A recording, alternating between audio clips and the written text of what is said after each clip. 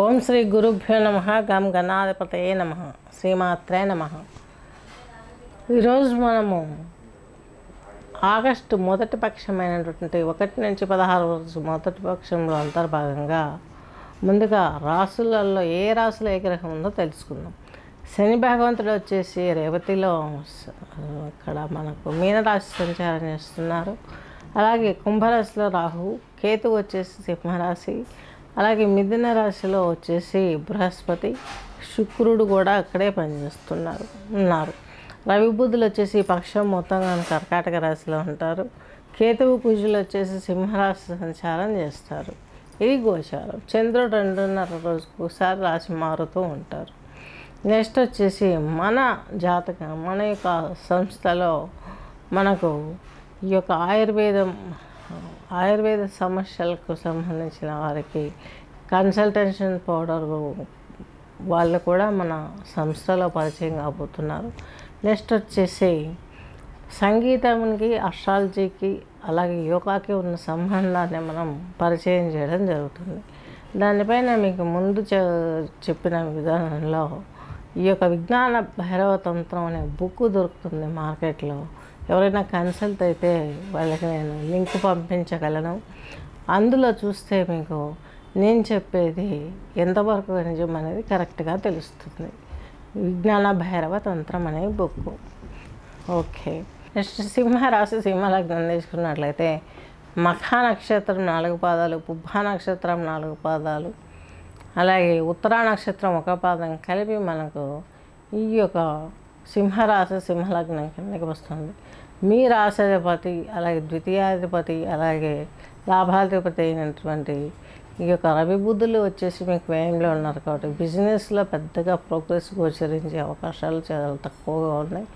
అలాగే శుక్రుడు వచ్చేసి మనకు మీకు తృతీయాధిపతి, అలాగే దశమాధిపతి కాబట్టి లాభంలో ఉన్నారు. మీ ఉద్యోగంలో మీకు సెటిల్మెంట్స్ దొరుకుతాయి. సోదర సాన్నిధ్యం మీకు దగ్గర అవుతుంది.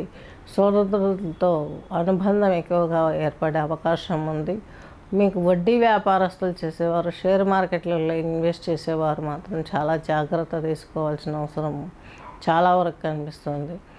చాలా చాలా చాలా భయంకరమైనటువంటి పరిస్థితుల నుంచి మనం ఇప్పుడే దాటుకొని వచ్చాం.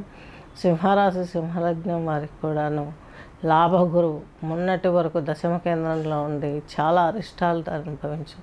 వీళ్ళు లాభంలో ఉన్నాడు కాబట్టి ఈ యొక్క సింహరాశి వాళ్ళకి సంతానాభివృద్ధి బాగుంటుంది. మీకు ఆరోగ్యం కుదుటపడుతుంది. దిగులు, చింత అనేటివి లేకుండా ముందడుగు వేసే అవకాశాలు స్పష్టంగా గోచరిస్తున్నాయి. భూముల ఎందు పెట్టుబడులు పెట్టడం, భూ సంబంధమైన క్రయ విక్రయాలు ఇవన్నీ లాభిస్తాయి. హయ్యర్ లెవెల్లో ఉన్న వారికి బాగుంటుంది. అలాగే కొంత ఎడ్యుకేషన్లో ఐఏఎస్, ఐపీఎస్ ఇలాంటి రంగాలలో ఉన్న విద్యార్థులకి త్వరలో మీకు కొంత శుభసూచకమైన వార్తలు దగ్గరికి వచ్చి ఎన్నికపోయే అవకాశం ఉంది. కాబట్టి ఎందుకంటే బుధాదిత్యంలో రవి మీకు కర్కాటకంలో ఉన్నాడు కాబట్టి పక్షం రోజులు ఆదిత్య హృదయము ఆదివారం ఉదయం 6 నుండి 6:30 మధ్యకాలంలో ఈ కాలంలో సూర్యాష్టకం మీరు పఠించినట్లయితే ఆ సూర్యనారాయణుని ఆ యొక్క దివ్యశక్తి మీ మీద పడి చక్కగా మీరు ఇంకా ముందడుగు వేసే అవకాశాలు స్పష్టంగా ఉన్నాయి. ప్రయత్నానికి తగ్గ ఫలితం వచ్చింది అన్న చిన్న ఈగో పెరుగుతుంది. ఎందుకంటే ఆయన వ్యయంలో ఉన్నాడు కాబట్టి.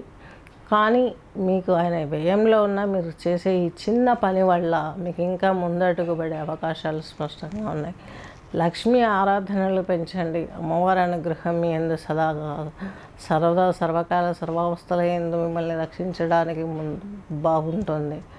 తెల్లని పుష్పాలతో శుక్రవారం అమ్మవారిని 10 గంటలలోపు పూజించామంటే 10 నుంచి 12 పూజించామంటే రాహుకాలంలో బియ్యపరవన్నం నైవేద్యంగా పెట్టి చాలా మంచి జరుగుతుంది. దీన్ని మీరు పెట్టి అనుభవించిన తర్వాతే మీరే చెప్తారు, గమనించగలరు. స్వస్తి.